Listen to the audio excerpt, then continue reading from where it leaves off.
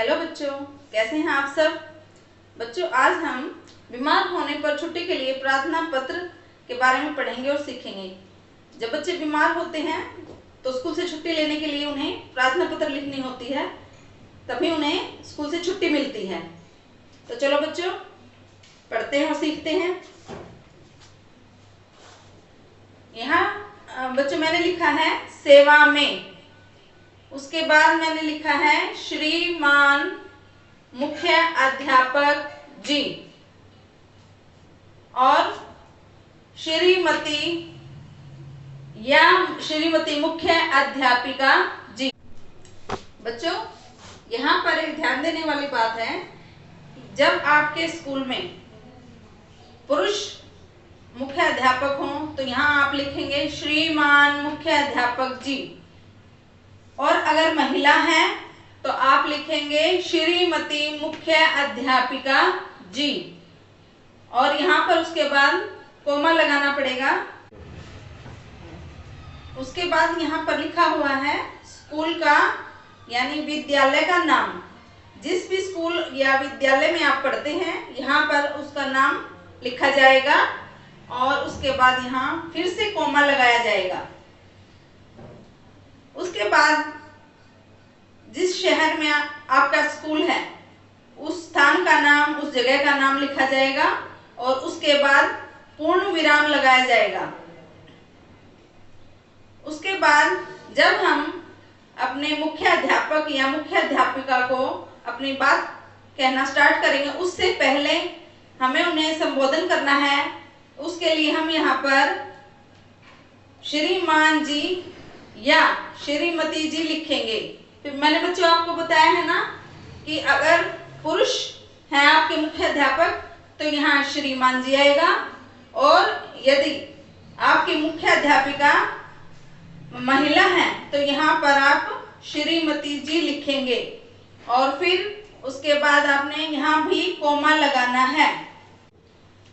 अब हम अगली लाइन लिखना शुरू करेंगे। सविनय निवेदन यह है कि मैं आपके विद्यालय में पहली कक्षा का छात्र अथवा छात्रा हूँ। बच्चों, मैं आपको यहाँ पर ये बताना चाहती हूँ कि यहाँ जो मैंने पहली लिखा है ये तो मैंने अपनी तरफ से लिखा है। आप जिस कक्षा में पढ़ते हैं आप उसी कक्षा का नाम यहाँ पर लिखेंगे। जैसे आप दूसरी कक्षा में पढ़ते हैं, चौथी कक्षा में पढ़ते हैं, छठी कक्षा में पढ़ते हैं, तो आप उसी कक्षा का नाम यहाँ लिखेंगे। और यहाँ पर लिखा हुआ है जैसे छात्र या छात्रा। मैं आपको ये बताना चाहती हूँ कि छात्र का मतलब होता है लड़का और छात्रा का मतलब होता है लड़की। यानी लड़के के लिए यहाँ छात्र लिखा जाता है और लड़की के लिए छात्रा लिखी जाती है। फिर आगे है बीमार होने के कारण आज मैं विद्यालय में नहीं आ सकता या आ सकती, अतः मुझे 2 दिन का अवकाश प्रदान करने की कृपा करें।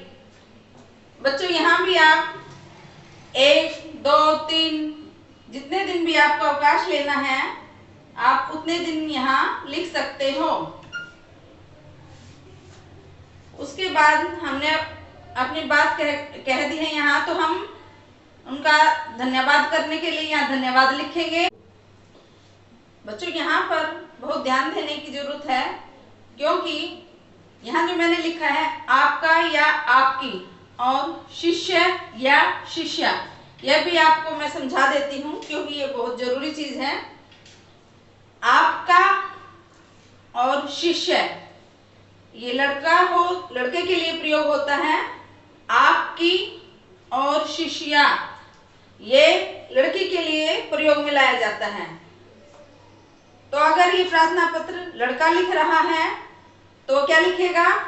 आपका आज्ञाकारी शिष्य। और अगर ये प्रार्थना पत्र लड़की लिख रही है तो वो क्या लिखेगी?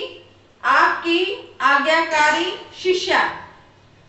उसके बाद यहाँ पर मैंने लिखा है नाम।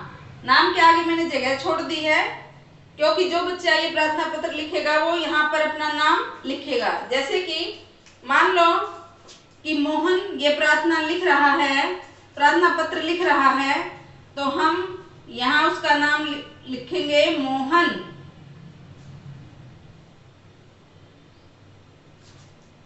अब उसके बाद आप जिस कक्षा में पढ़ते हो कक्षा का नाम लिखा जाएगा।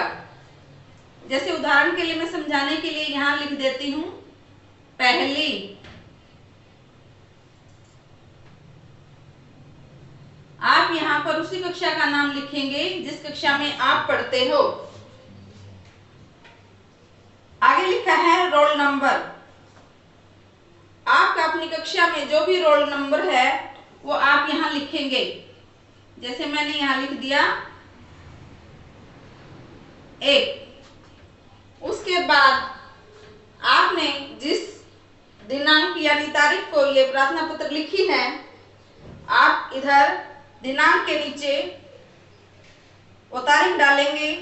जैसे कि मैंने यहाँ 7/5/2020 लिखा है।